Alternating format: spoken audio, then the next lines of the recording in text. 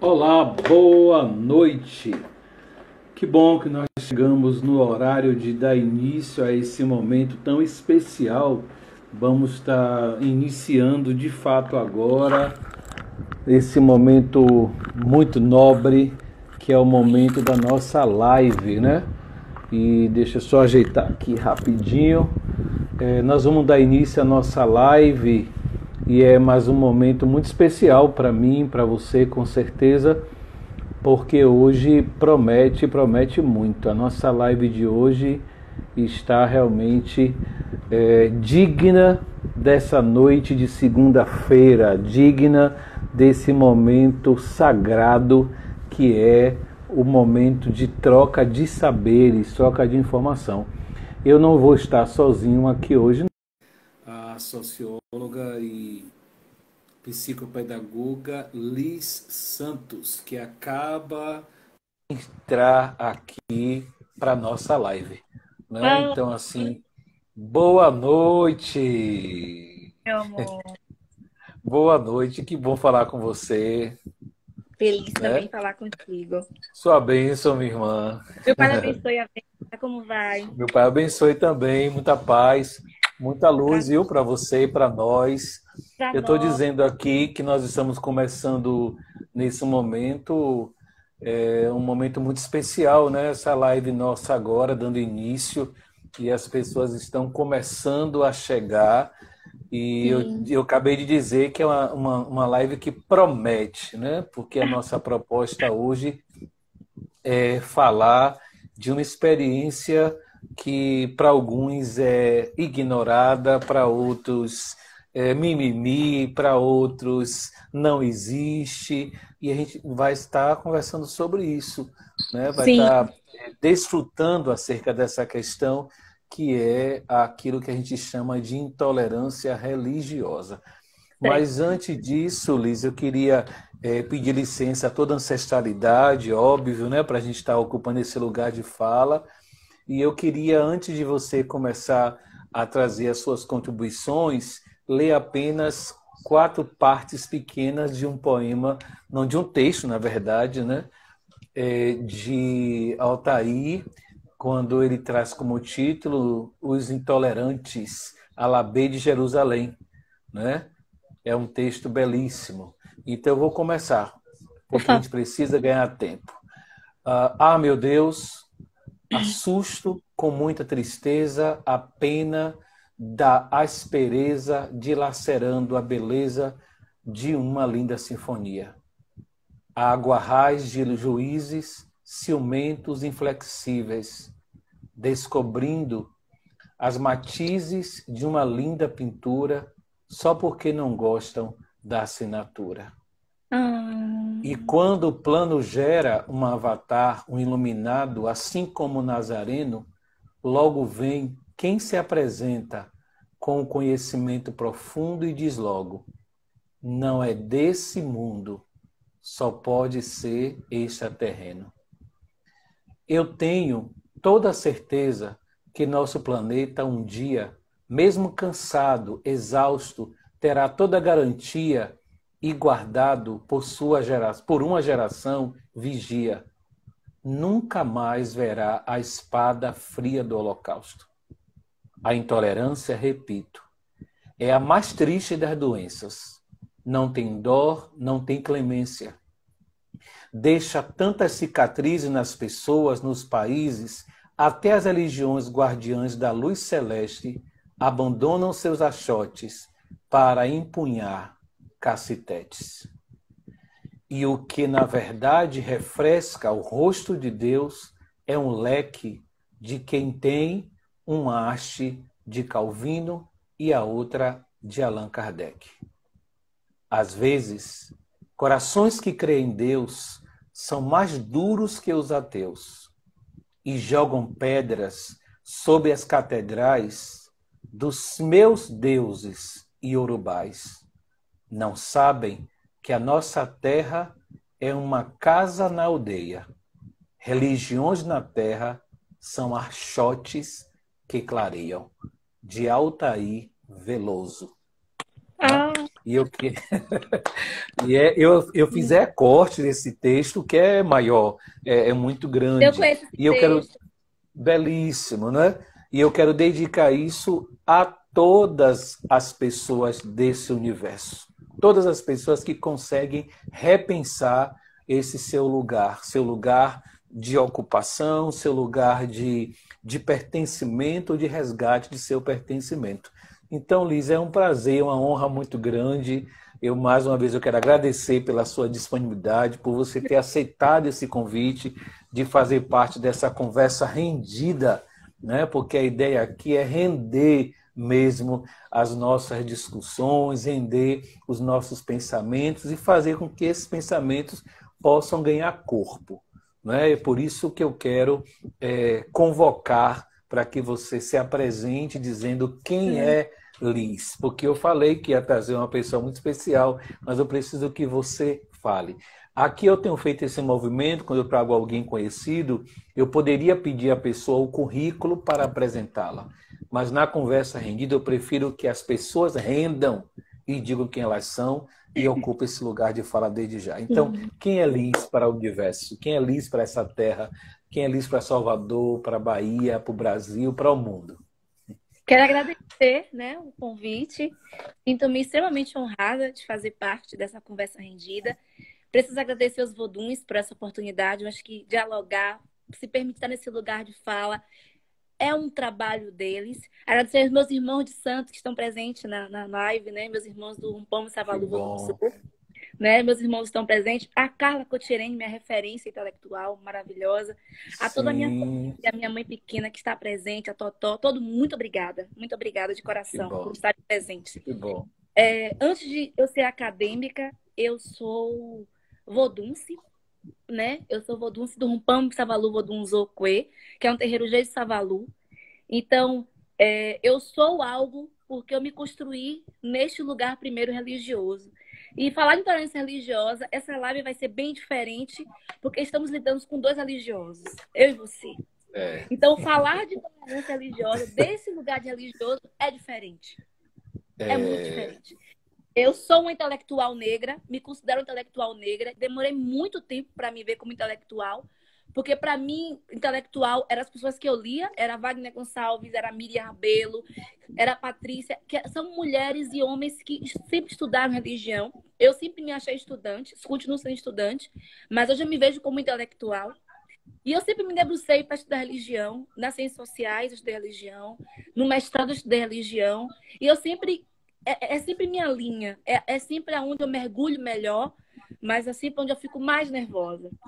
Acredite que eu já tive outras lives sobre empreendedorismo negro, sobre economia, e eu sempre tive, nunca tive dificuldade de falar. Essa live de hoje, eu fiquei nervosa, eu chorei, eu falei, meu Deus, será que dá certo? Porque você mexe em sentimentos. Falar de religião é falar do que te equilibra. uhum, E a intolerância religiosa, querendo ou não, ela faz nos perguntar em que lugar nós estamos. Será que a gente vai chegar em algum lugar? Será que é esse o caminho mesmo? Então, assim, é um tema que atinge, né? Que toca o coração. Eu sou uma mulher, sou cientista social, eu sou psicopedagoga. Hoje eu estou como educadora, sou professora de uma escola de ensino médio e sou professora de nível superior, de uma faculdade de nível superior.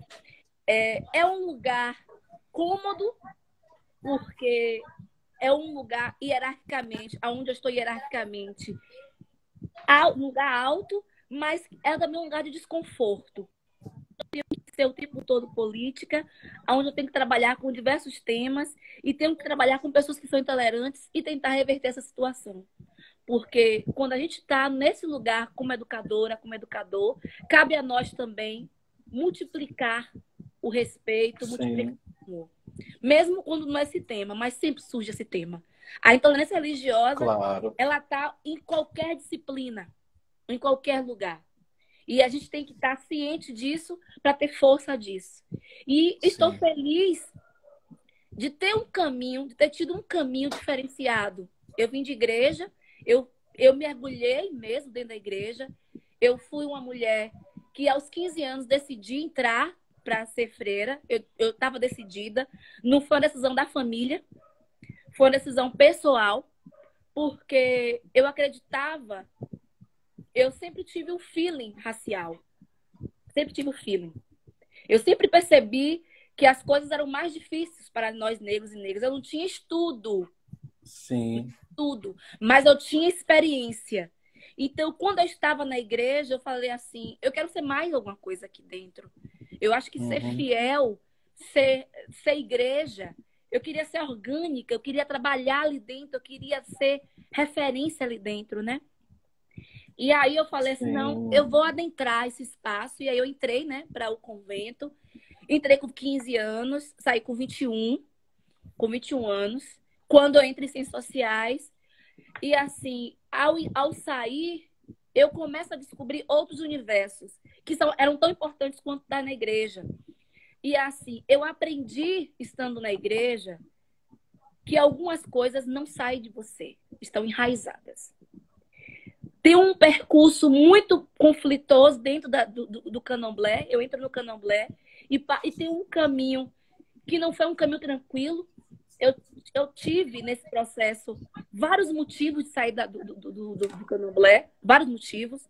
Mas, assim, eu sempre acreditava que minha hora ia chegar, né? Eu sempre acreditava que ia surgir um momento onde esse espaço religioso ia conseguir me preencher. Porque eu estava faltando esse preenchimento, eu tinha uma dificuldade muito grande.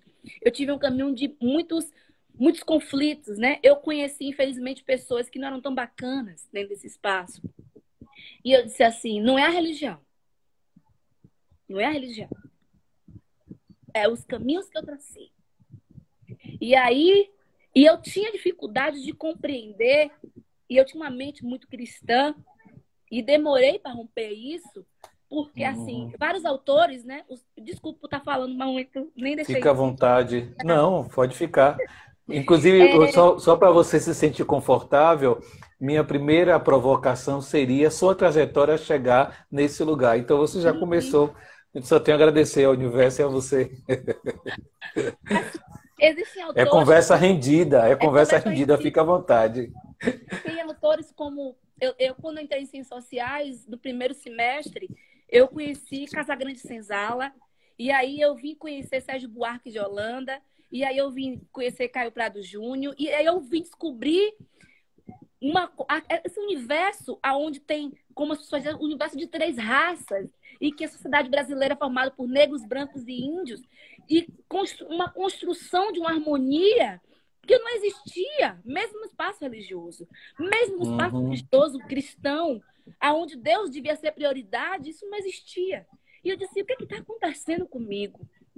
Ou eu preciso ler mais, ou eu preciso entender Deus mais. E aí foi esse processo de descoberta para saber o seguinte, lendo muito. Nós temos uma mente embranquecida. A nossa formação é judaica cristã, mesmo quando você é de candomblé, mesmo quando você é de uma africana.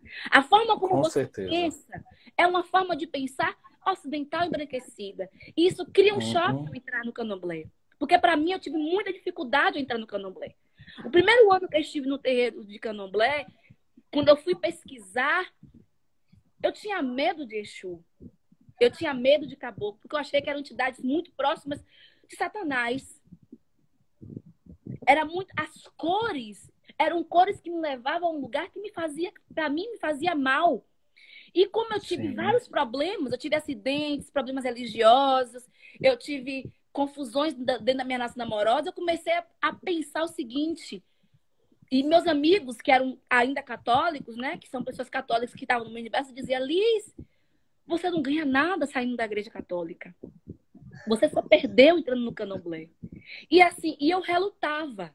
Era o Vodum pedindo para eu relutar. E eu dizia, não, mas eu não posso acreditar que o que é bom é o da igreja e tudo que acontece de ruim foi por causa do candomblé.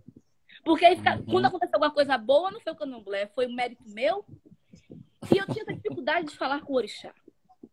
Porque quando você é cristão, a gente tem uma forma muito prática de conversar com Deus.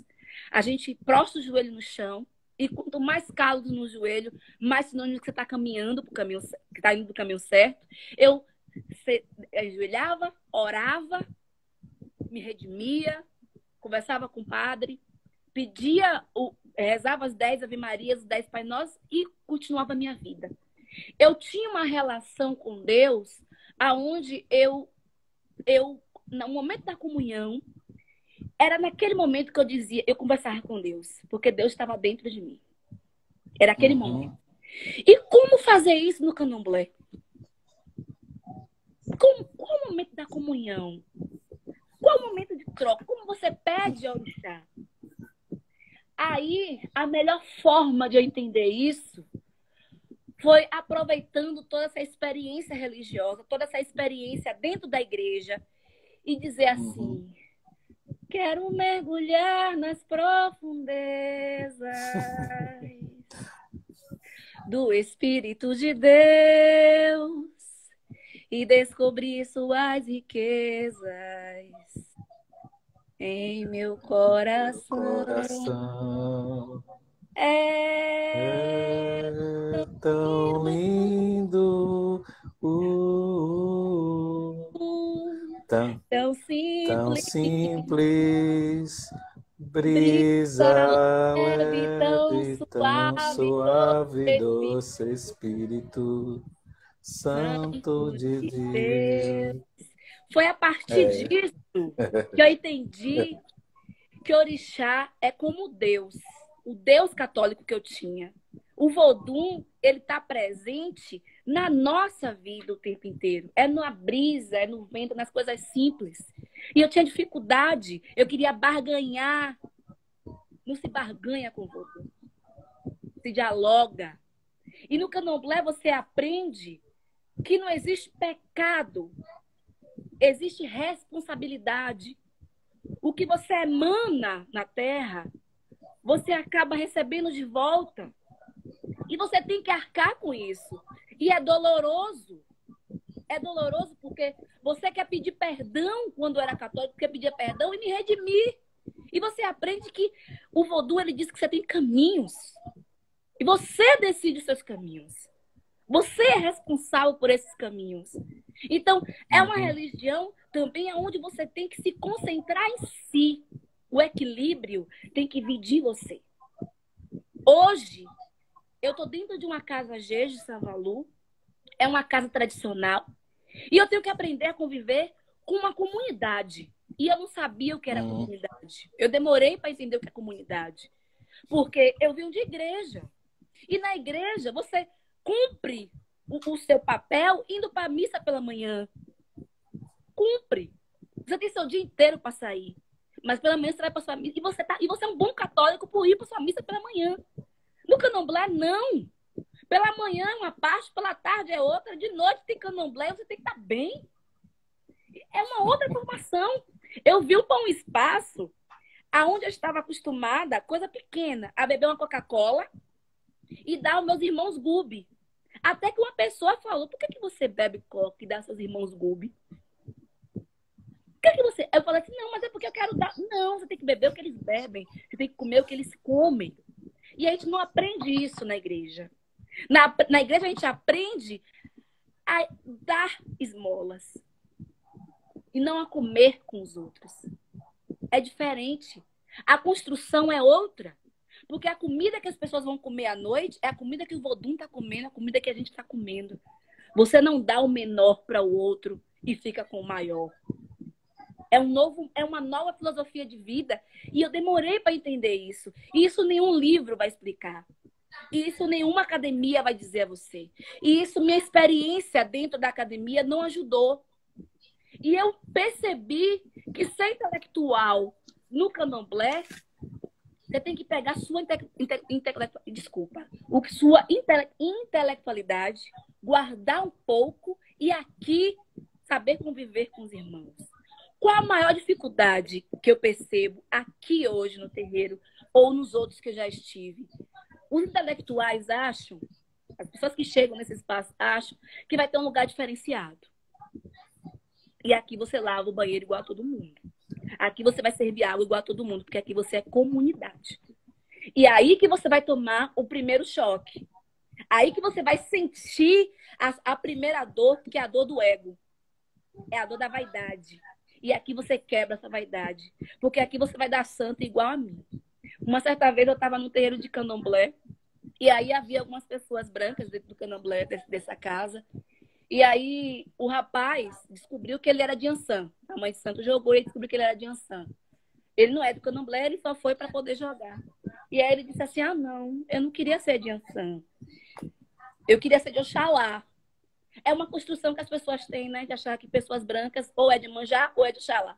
E aí o pai de santo disse, não, você não é, você é de Ançã. Eu disse, não, mas acho que não combina. O que combina? Será que nós estamos preparados a receber um vodum que é negro, independente se é Oxalá ou se é Exu? Porque todo vodum é negro. Afinal, todo o vodum vem de África.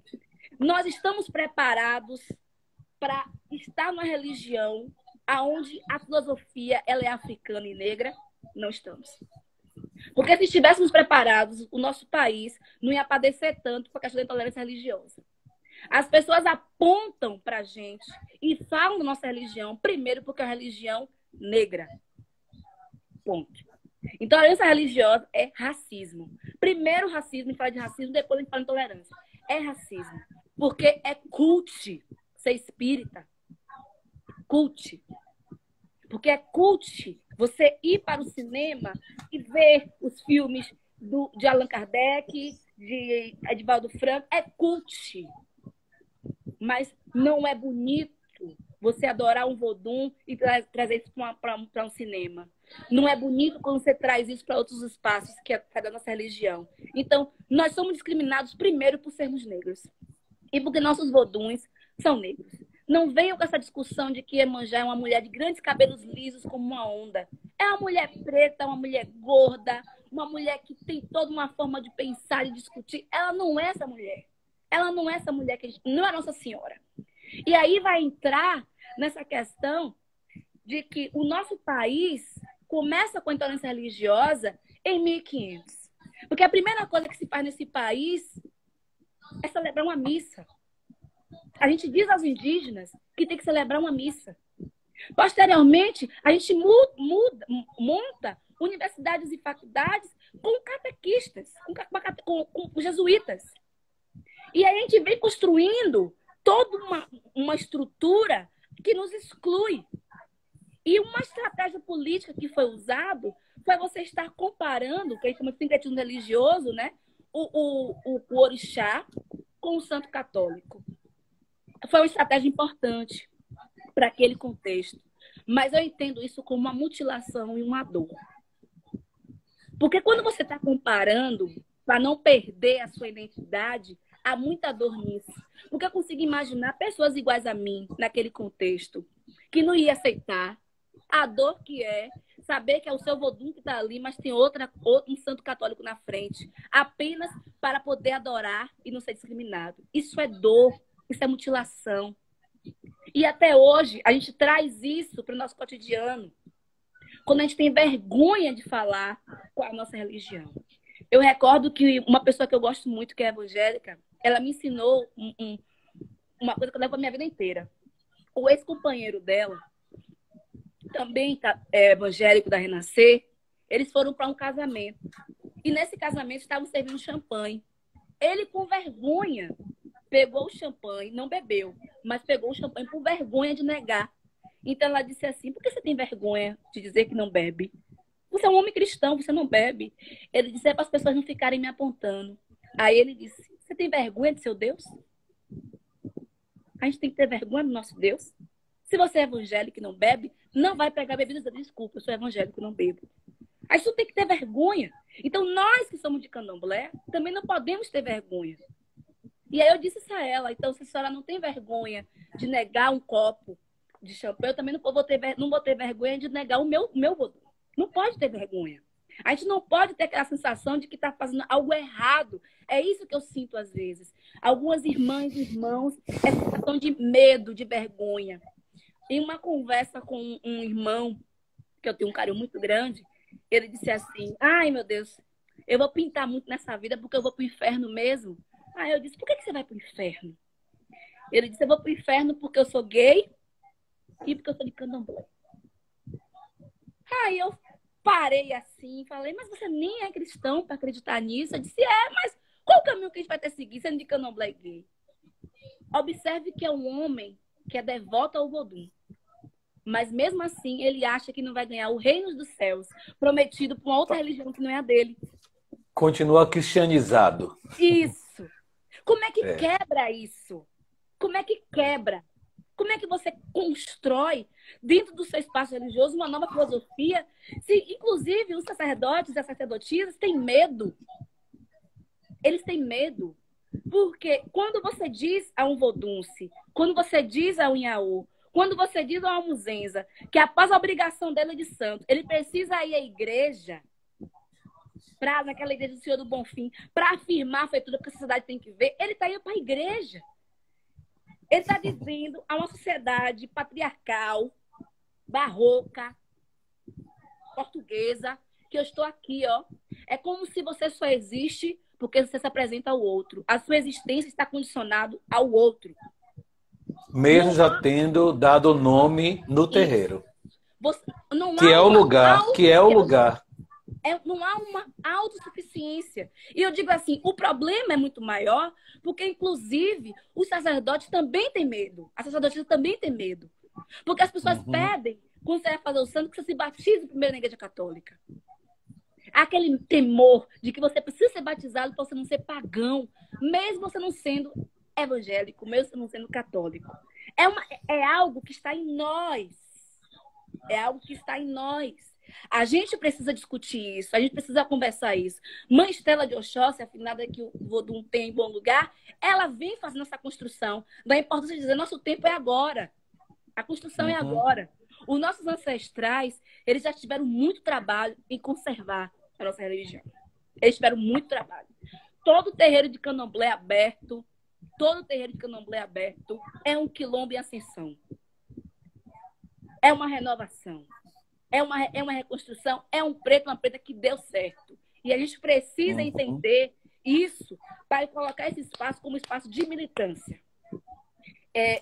Claro que eu tenho toda essa discussão, mas, infelizmente, dentro da minha trajetória, eu padeci muito por conta da minha religião sendo de candomblé. No último espaço que eu estive, que eu fui demitida por isso, a gerente da escola colocou que aceitava pessoas de candomblé, mas baiana de acarajé não. Ela fala isso para mim porque foi no meu ano de iniciação.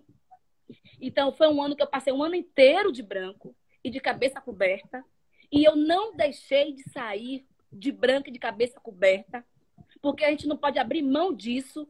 Se é do nosso Vodum, se o Vodum fortalece a Ana, ele vai dar caminho. Ele sabe que ele está fazendo isso. Primeiro ele.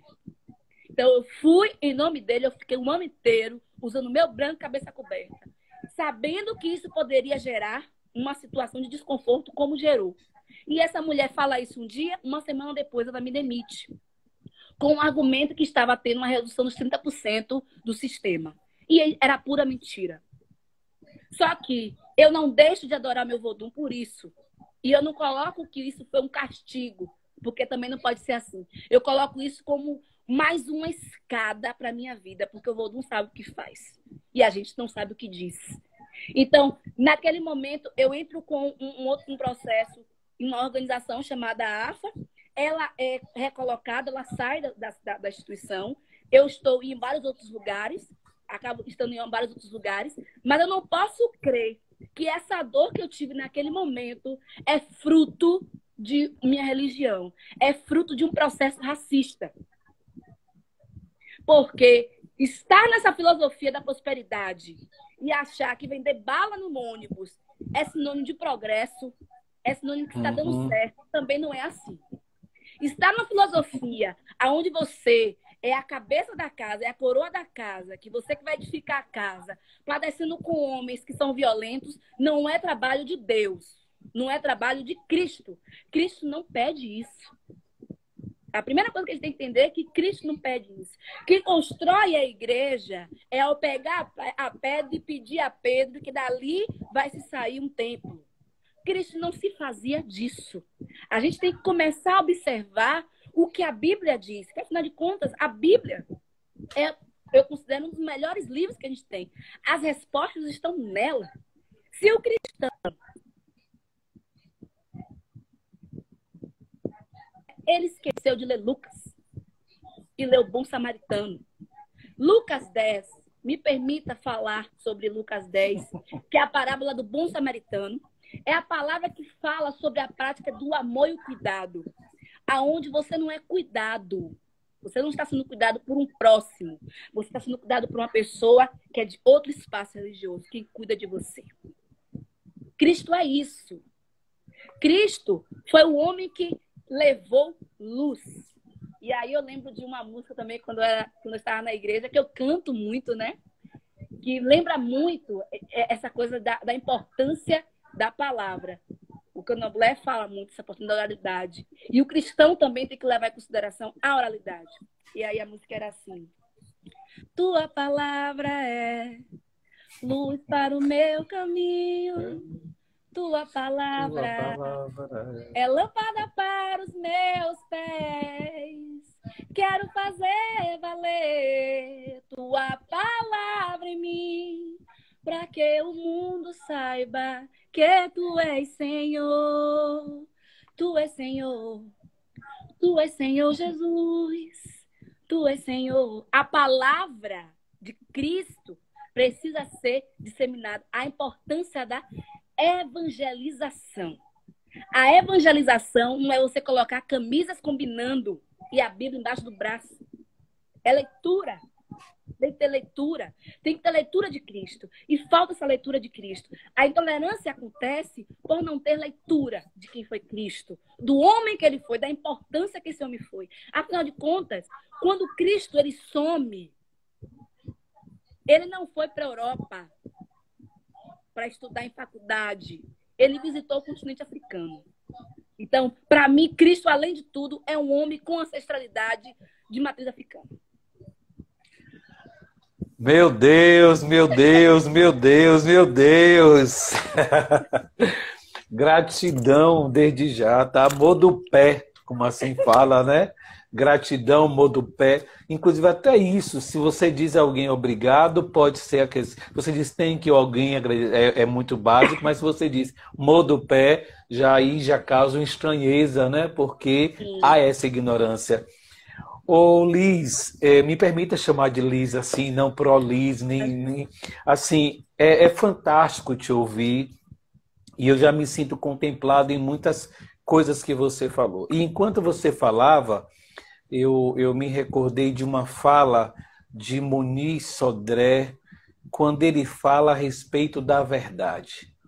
E ele diz que a fonte de toda violência é a verdade única, é a verdade absoluta. Muniz Sodré. Né? Ele diz que a fonte de toda a violência é a verdade única, é a verdade. Eu fui percebendo o quanto você tirou proveito dessa sua experiência. A Liz acabou saindo aí, foi desconectada, mas ela volta já já. Como ela mostra que foi tirando experiência, né, dessa vivência no catolicismo. E é fantástico poder pensar o desafio que é quando a religião de um Deus único, né? Você quer que eu repita o que eu falei, Liz? É preciso? Quer que eu repita ou continuo falando? Né? Então, assim... Por favor, eu travou, eu não consegui... Pronto. Eu citei uma frase de Muniz Sodré, quando ele diz que a fonte de toda a violência é a verdade única, é a verdade absoluta. E que Sim. Toda a verdade, ou ela é consensual, ou toda a verdade não se dá pela imposição de um saber. A verdade se dá pela ecologia dos saberes. E durante a sua fala, eu fui percebendo, no meu entendimento, como você sai de um espaço onde se tinha um saber, e esse saber era passado por uma verdade única, E quando Sim. você vai para o candomblé, me parece que não é desfeito a verdade que você aprendeu. Pelo contrário, você amplia o entendimento da vida. E é interessante a sua fala, e eu fui interpretando, claro, né? Que é como se a sua trajetória ela vai fazer com que você amplie a sua visão. Dentro dessa relação de ampliar o saber ou os saberes que você se confronta com a verdade única, com o discurso da hegemonia, com a proposta que perpassa por pessoas que seguem a esse Cristo e que dentro dessa perspectiva religiosa monoteísta vai se gerar toda a opressão. Então me parece que pelo que você foi falando e pelo que eu vou pesquisando, a maior parte da experiência de opressão religiosa se dá muito pelos adeptos, claro que tem suas exceções, mas é muito comum se dar pelas religiões monoteístas, Sim, né? Quando é um único Deus sim. e é só a Ele que pode ser adorado e não se permite adorar nenhum outro. E não é só o não permitir adorar outro, não é para si que adere àquela religião, é para o outro que não quer, Isso. mas que esse sujeito se vê no dever de empregar. E aí é que eu volto para Muniz quando ele diz que se a verdade ela não for consensual, se a verdade não for ecologicamente perpassada pelos saberes, a gente vai viver a violência.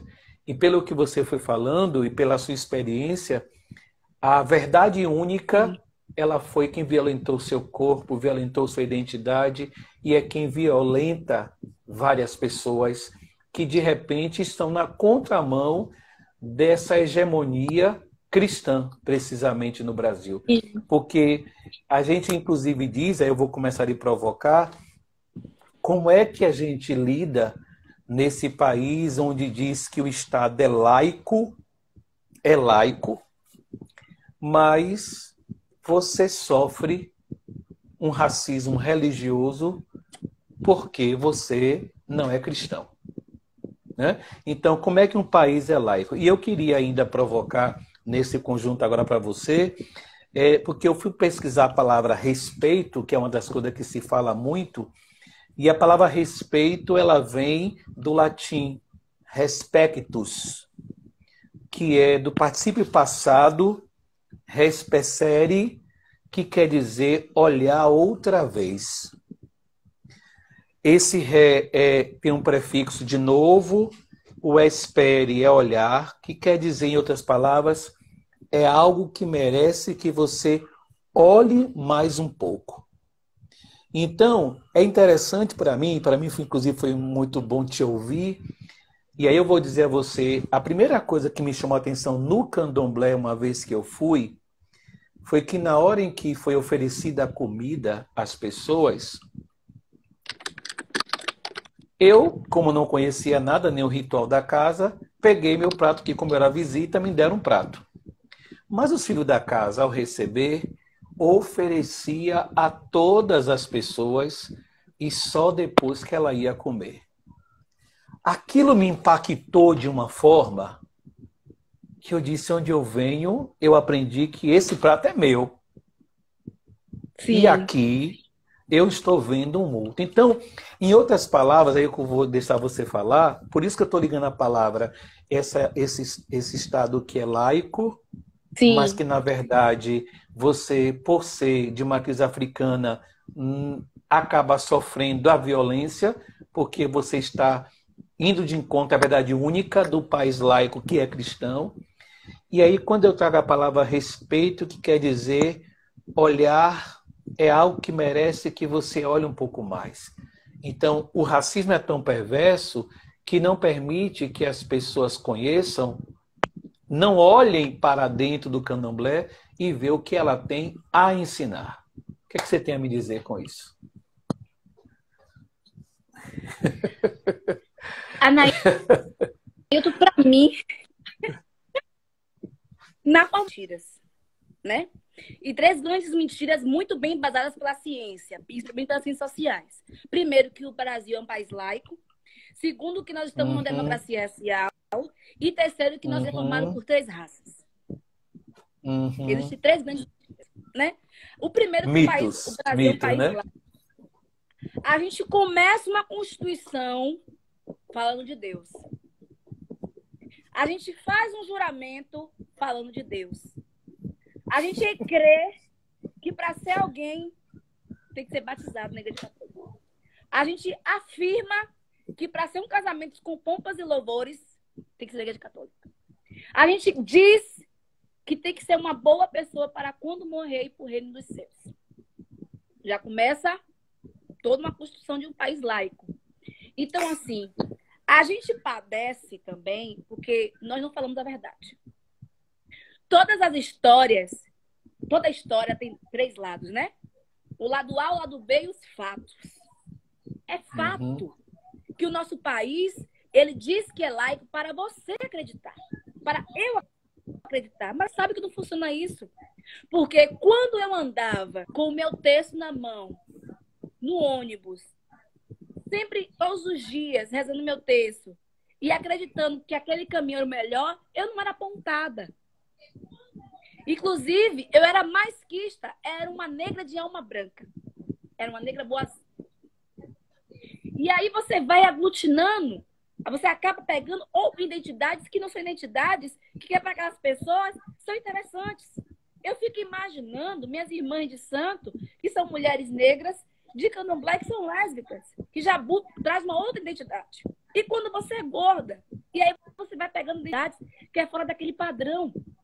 Ser de candomblé é estar fora de um padrão. As pessoas olham para você, você de candomblé, como uma pessoa que está fora do caminho, que não sabe para onde está indo. Poxa, é tão inteligente, que eu já ouvi isso. Poxa, é tão inteligente. O que é ser tão inteligente e não ser de candomblé?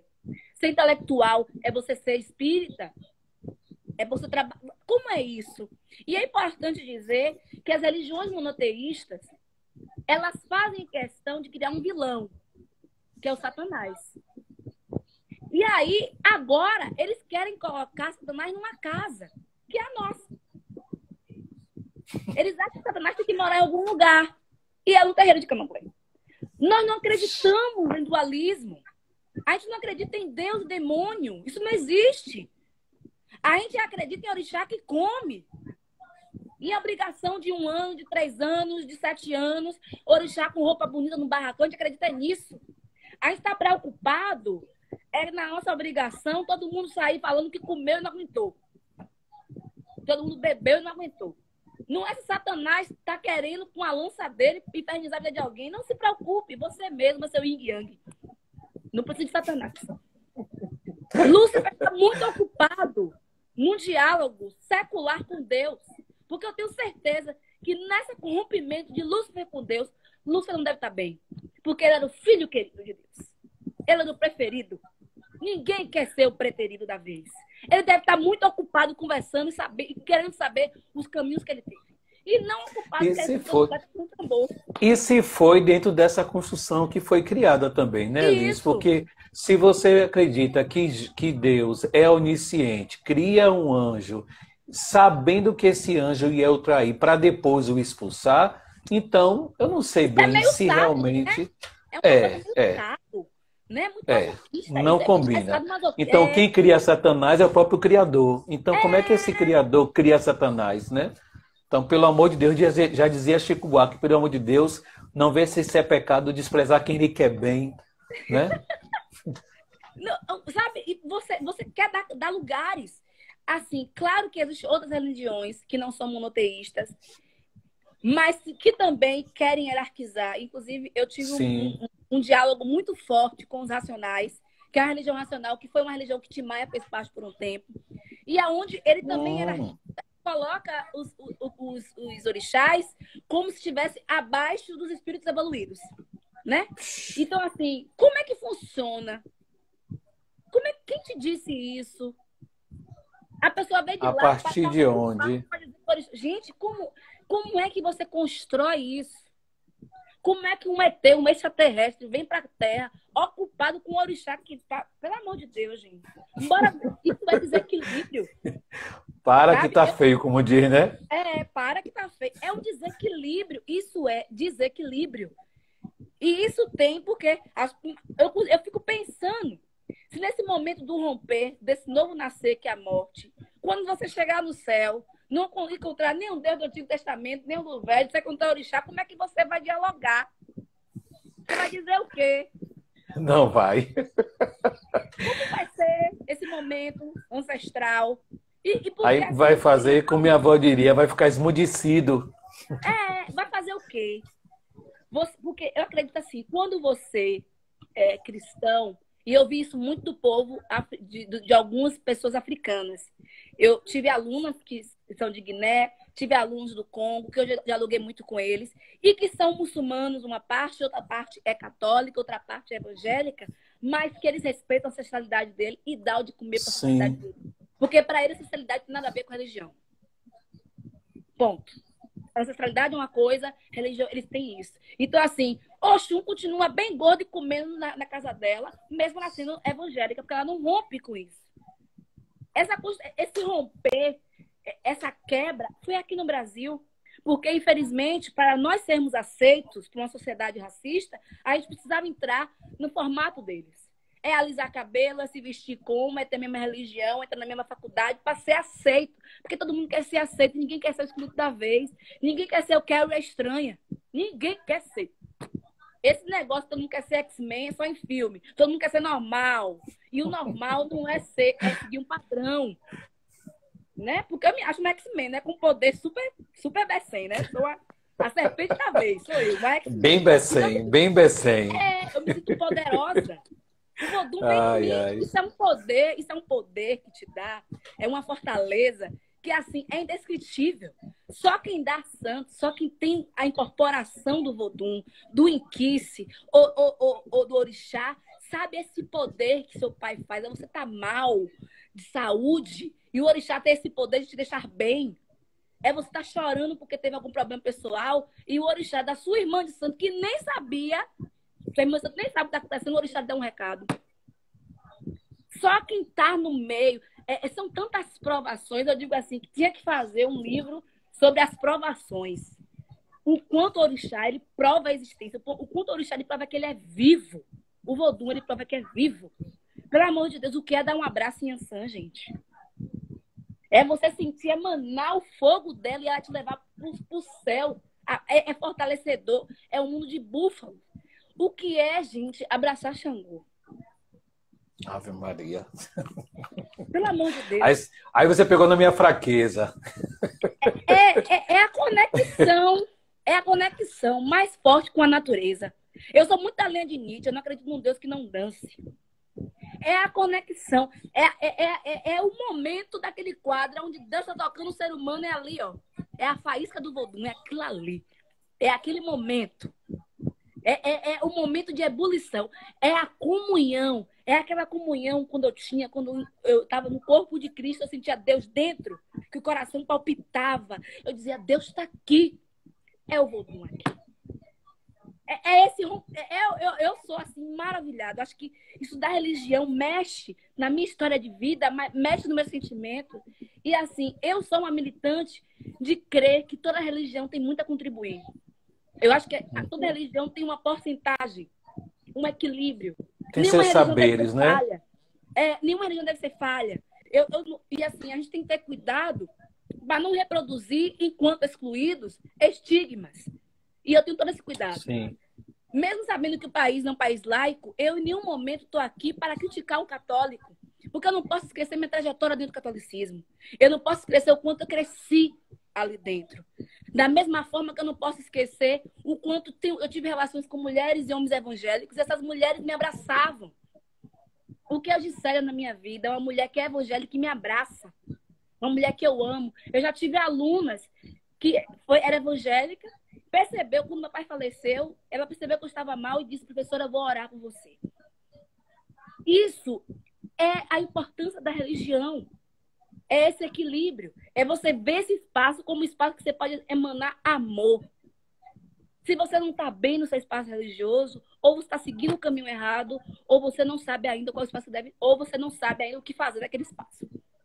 E aí o outro problema no nosso país, depois da laicidade, é a democracia racial, todo mundo é igual. Nós não somos iguais.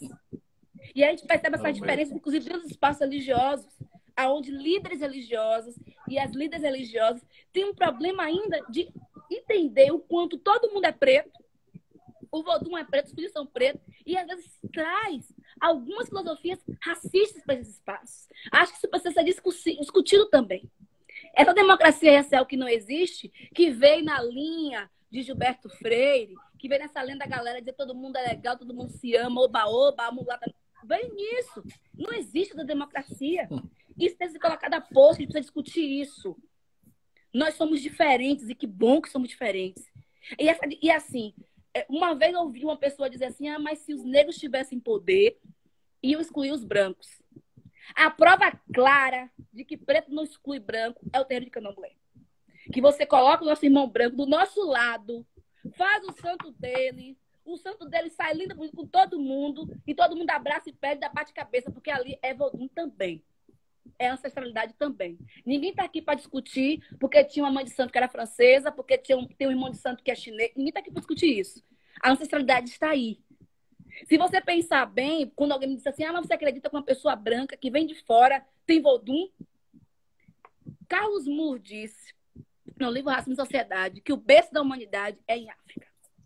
Se o berço da humanidade é em África, todos nós temos uma raiz lá. Então, todo mundo tem uma afrodescendência, também um pedaço de África dentro de si. Claro que uns mais, por conta do fenótipo, outros menos, mas você tem África também dentro de você. Um homem branco, caucasiano, alemão, tem África. O problema é que ele não aceita. Se Rita tivesse feito o Sandra do Bori, ele era menos louco. Talvez, sabe? Porque você vê que tem precisa de Bori. Bolsonaro precisa de Bori, gente. Vai botar ele sem cabeça. Melhor a cabeça. Ai, porque assim, melhor. A ancestralidade existe para todos nós. E o outro, a grande farsa que a gente tem, essa grande mentira, é a formação de 3 raças. Que nosso país é formado por 3 raças. Tá? Pode falar. Tá. Que nosso Não, país é formado a gente por vai. 3 raças. Deixa eu te adiantar. Eu tô achando ótimo e eu vou quebrar protocolo, porque vai dar 1 hora daqui a pouco, vai cair, a gente volta e fica mais meia hora. Eu não tô nem aí. Eu vou viver essa experiência com você de quebrar protocolo, certo? Quando tiver faltando 1 minuto, eu vou te avisar para a gente poder você se preparar e a gente retorna e aí a gente pega no segundo bloco. Tá certo? bom. Mas pode falar. A outra grande farsa que a gente tem é a formação do país com 3 raças. Eu aprendi isso na escola, na aula de história, que nós somos formados por 3 raças: negros, brancos e índios. Olha, nós temos no país, na estrutura, negros, brancos e índios. Ponto. Mas a estrutura da escola, a estrutura jurídica, a forma de pensar é branca. Nós, negros e negros, interferimos na cultura, interferimos na alimentação, nos hábitos, assim como os índios interferimos na cultura, nos hábitos. Mas a formação, a forma como a gente pensa, é uma forma embranquecida. E a gente tem esse contrato quando a gente entra em contato com uma pessoa africana. Quando eu vou conversar com meu aluno, com Buba, com Nantri, ela fala para mim, professora, negro, eu aprendi o que é negro no Brasil. Porque lá na África a gente nem fala o que é negro, porque todo mundo é igual, todo mundo é preto, então ninguém vai dizer que um é negro, outro é negro. Então a gente discute negritude aqui. É aqui no país, é na América, que a gente vai discutir quem é menos preto, mais preto, porque você é mais aceito, menos aceito, porque seu cabelo é moreninho. Aqui que a gente discute colorismo. É todo mundo preto. É todo mundo minoria. É todo mundo excluído. Mas a gente quer ver qual menos, qual mais, para poder ser aceito. E aqui que tem isso. Então, essa filosofia das 3 raças é um problema muito sério, porque a gente se acha um grande contribuidor desse país.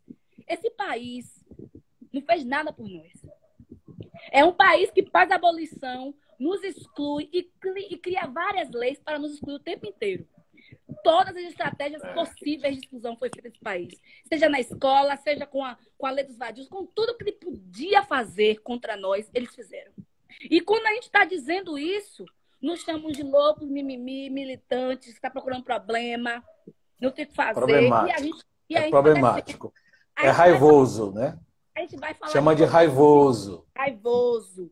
Vai falar do Covid e diz como nós, negros e negros, está padecendo. Pelo amor de Deus, hoje eu fui no mercadinho, as pessoas não estão tendo o que comprar porque não tem dinheiro. A gente tem casos aqui no Curuzu de pessoas que estão dentro de casa porque estão com a doença. E aí, para se alimentar? Aí o terreiro teve que fornecer uma cesta básica. Porque a pessoa não tem que se alimentar. Ninguém está de quarentena ou de isolamento social de frente para o mar. Eu vi isso ontem de meu querido Ailton, maravilhoso, professor Ailton, adoro. Muito eu bom, vi isso muito dele bom. ontem. As pessoas não estão de frente para o mar, não, gente. As pessoas estão dentro de casa, sem No qualidade, beco, como ele diz. se organizando, sabe? Para poder se alimentar, para dar conta. A gente está com medo. Estamos com medo porque no momento que surge o ensaio sobre a cegueira, quem está sem dois olhos somos nós negros. Quem fica caolho não é a gente. E quem fica vendo não é a gente. No momento do Poço, que tá agora o boom do filme Poço, quem traz o 3333 é a gente. Sim. O escudo da história vai ser a gente de novo. Mais uma vez, somos nós. E a gente tem que ter força para estar juntos. Porque se a gente não criar essa rede de comunidade e solidariedade, a gente cai. A gente padece. E a gente só vira número e vira estatística, sem quesito raça-cor. Porque essa também foi a discussão que foi feita. A solicitação do quesito raça-cor para saber quem é que estava, ou quem está atualmente padecendo no país com o Covid. Olha, deixa eu avisar vocês, dizer a todas as pessoas que estão online conosco, que estão nesse momento conosco, nós vamos encerrar agora e vamos retornar logo. A benção, pai, da Loeme, meu pai santo aí. Pronto, nós vamos estar encerrando agora e vamos retornar, certo? Tá. Rapidinho, a gente vai retornar, porque eu quero ainda conversar com você sobre essa questão desse respeito, considerando a etimologia dessa palavra. Então, não saia, não vá dormir agora, por favor. A gente continua com Li Santos, trazendo a contribuição, a gente pensando, refletindo nesse lugar e pensando essa verdade única que gera a violência manifestada por meio da intolerância religiosa. Então a gente volta já já, ok? Tá. Beijo no coração a todos, gratidão, Modupé. A gente vai voltar. Volta.